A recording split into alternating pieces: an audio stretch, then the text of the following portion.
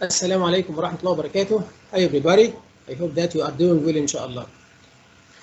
In the previous lecture, we have taken the threat of new entrants and how to understand the meaning behind and how the company would prepare itself to face the threat that would be presented by the new entrants. Just for refreshing, we have mentioned that Porter industry analysis enabled the company to understand what's going on in the task environment, as we have mentioned, and to anticipate the upcoming movement that or the influence that the new entrant bring it with them to attract new customers, to beat the current competitor in the same industry in which the company operates.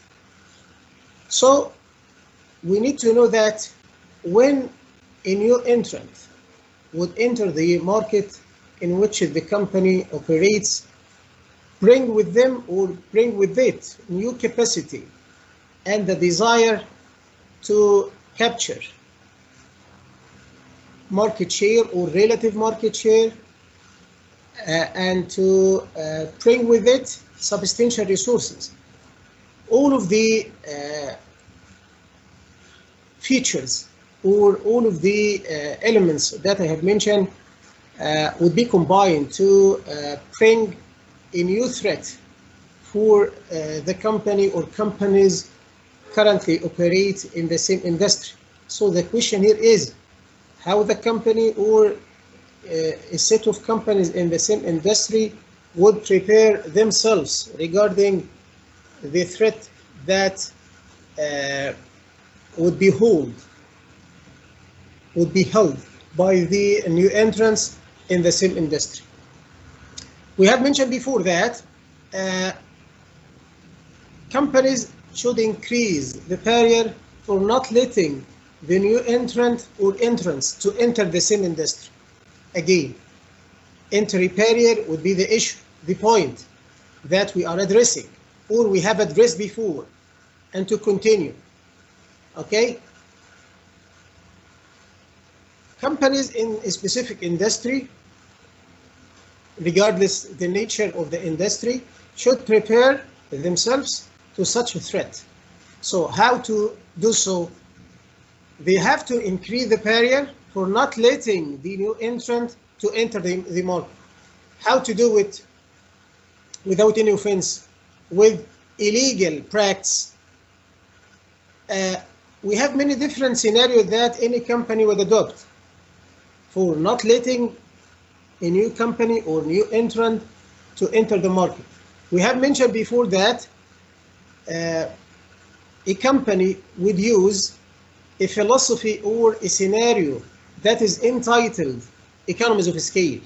And we have mentioned that if the nature of the product that the company produces enables it to produce as much as it can and to increase the number of units that the company produces, as I have mentioned, so the fixed cost per unit would be decreased as low as the company can do.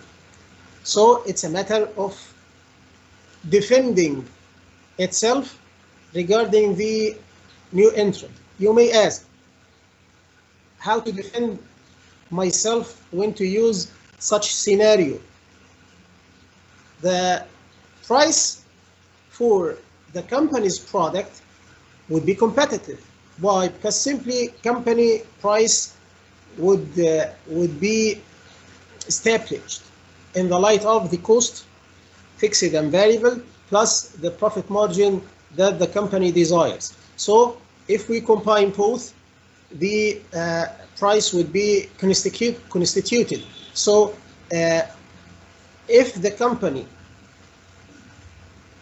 does the best regarding decreasing the fixed cost per unit, it means probably the company would achieve a competitive price. So the new entrants wouldn't be enabled to offer the same price, which means the new entrants would think a lot of times to enter the market. At the end of the day, the new entrants may not enter the market because this kind of obstacle or the entry barrier that the company exports, or how to say it, the company established in the front of the new entrants for not letting them to enter the market. This is the idea that we have mentioned before, just for refreshing. And also we have mentioned that the company would use another scenario, different scenario, that is product differentiation. Company may get its product to be unique when the product has specific features, distinguished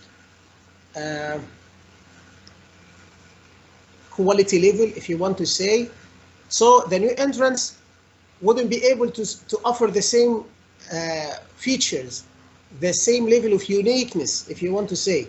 Okay, so this kind of scenario is different relative to economies of scale, because simply we need to differentiate ourselves, or the company to differentiate itself relative to the competition, or not letting the new barrier to enter the market by offering a unique product that wouldn't be offered anywhere by the competitor in the same industry. So economies of scale, product differentiation. What else? Capital requirements. When the company adopts this kind of scenario to increase the barrier in the front of the new entrants for not letting them to enter the same area, the same marketplace, the same industry, the company may invest more and more in its equipment, facilities, capital, if you want to say. Okay, in terms of what? Also to increase the barrier in the front of the new entrant or new entrants. Okay, so this kind of scenario would increase the level of difficulty in the front of the new entrants by increasing the capital, its capital, and the new entrants wouldn't be able to offer the same capital requirement, which means probably the new entrant wouldn't be enter the market regarding the capital requirements that is not affordable by the new entrant which wants to enter the same market or the marketplace. So economies of scale, product differentiation, capital requirement. What else? Switching cost. We have referred to the switching cost from the loyalty perspective, because simply the loyal customer wouldn't be able to switch what he used to purchase. I mean, to go for the competing brand instead of the brand that he used to purchase, because simply he is loyal. If I say the customer X is loyal, it means the customer cannot afford the switching cost. I mean, to switch from a specific brand to another. The cost is not affordable from this kind of perspective. That's why he is loyal. Suppose, as we have mentioned before, the Apple appliance or electronic devices like iPhone. If I have my mobile that is branded by Apple, and I have purchased this kind of mobile since 5 years ago, so I'm using all the time iOS as an operating system. I used to do so. I used to use the application from Apple Store. So also I use iCloud. All of the component that I used to use make a matter of difficulty to switch from this kind of component to use Android system as a different operating system, which means It wouldn't be easy to afford this kind of cost, which means I would remain using what I have to use. Okay, what I have used before, what I usually practicing. So the point here is to increase the switching cost for the current customer, for not letting them to switch if the new entrant enter the market, and to use the new entrant product. This is simply the meaning of switching cost. So you have to make a relationship between switching cost and loyalty. If you are loyal, it means you can't afford the cost when to switch for the competing brand. This is simply the meaning of switching cost. So company should do the best in terms of increasing this kind of cost for not letting the current customer of their company to switch from what they used to use, okay, and to go for the competing brand. I'm specifically referring to the new entrant brand. When the new entrant receives this message, recognizes what I have mentioned, they will think more and more before entering the same marketplace or the same industry, because simply they do not have a ground in the market. They do not have till now, before entering the market, customer, because simply they are unknown from the customer eyes, from the obstacles or from the entry barrier. That would be more beneficial switching cost. But you have to know that the nature of the market, the nature of the product, the characteristics of the customer would surround the issue of loyalty. So if the company is common or a matter of commodity, so there is no room to target a customer to be loyal, because simply there is no loyal customer if the nature of the product would be common, because simply we have different products that would be seen as the same from the customer eyes. So there is no room to say I need to establish a set of customers that would be loyal or loyal customer. There is no room to do so, because simply the circumstances that constitute this kind of marketplace or the industry do not allow to do so or to adopt this kind of scenario. So economies of scale, product differentiation, capital requirements, switching costs. We can add the access to distribution channel. Access to distribution channel. Because simply new entrant or entrants do not have a relationship with distributors, so we may emphasize this point to be a strength for the current competitor or the current companies in the marketplace in concern relative to the new entrants. If so, we may rely on enhancing the relationship between the company or companies and distributors.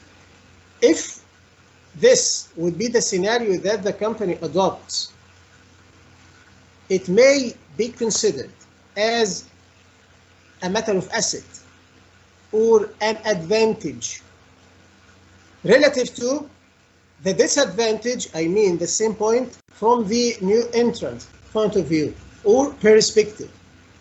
So what am I supposed to do if I were a manager in a specific organization?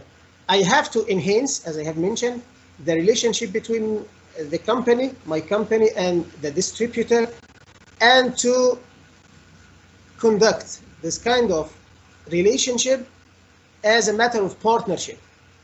Okay?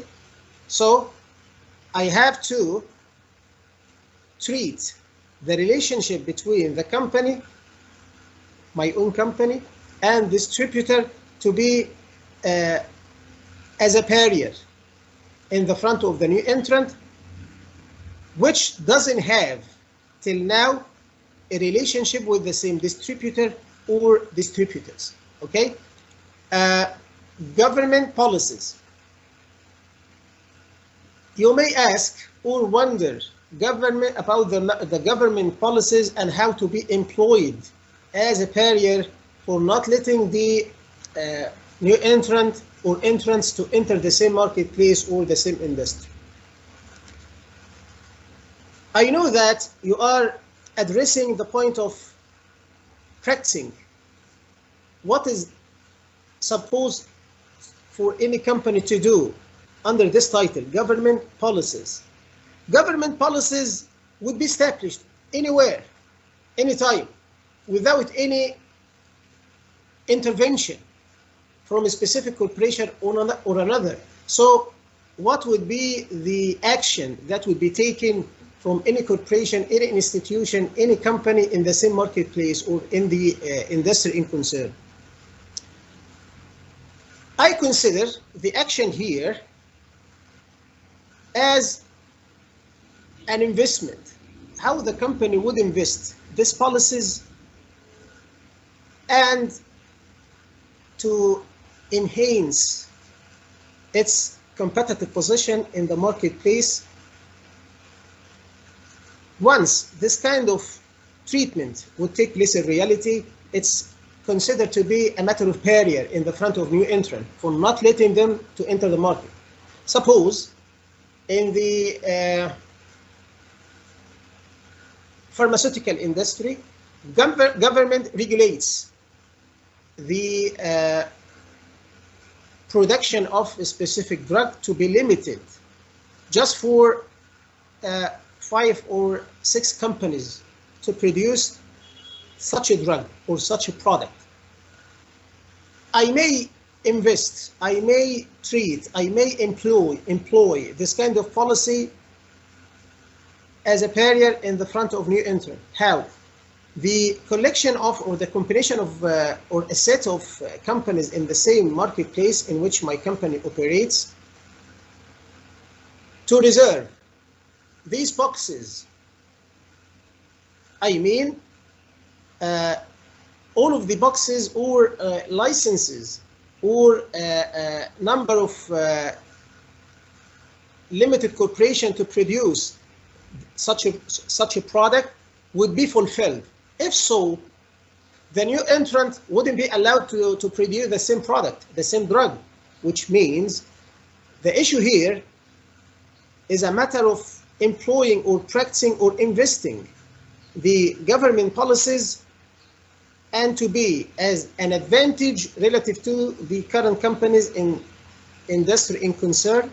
And after fulfilling or employing or investing these policies, it would be hard for the new entrant to use the same policy that have been used before by the current corporation in the same industry. This is my consideration or how I consider the government policies under the title of entry barrier that the company would use for not letting the new entrants to enter the market.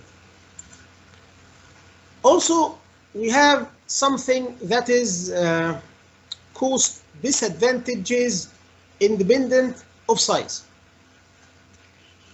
Actually, it's not a simple matter to explain this meaning, but I'll do my best to transfer the meaning. The issue here is not attached with the size.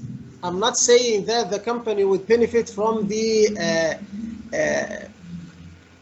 economies of scale or would decrease the fixed unit, the fixed cost per unit when the number of units that the company produces would increase. So if I increase the volume of production, so the fixed cost with the unit or per unit would be decreased. Reversible relationship. It's not the matter of the cost relative to the size. But you have to know that once a new product earns sufficient market share, suppose we have a corporation and the company produces a specific product and such a product earns sufficient market share to be accepted as a standard, like Microsoft operating system, Microsoft Office. it would be seen as not a platform, but as an iconic product. Okay, it's a matter of standard. The majority of users would use Microsoft as an operating system for the desktop or the laptop. So it's a standard for the majority of users who use the laptop or desktop. It would be hard for the competitors, new entrants, to enter the market if the case would be, as we have mentioned, like Microsoft. Because simply new entrants would ask themselves how to attract customer and to switch or give the customer to switch from using Microsoft to another operating system. It would be difficult. I'm not saying it's impossible case, but it would be difficult. If so, new entrants would think more and more, and eventually they will not enter the market because of the case that we have referred to. So the issue here is not the size or the volume of the production. The issue here is the customer evaluation. When the customer evaluates the product that the company produces as a standard in the industry, it would be difficult for the new entrants to compete such a product that the company issues.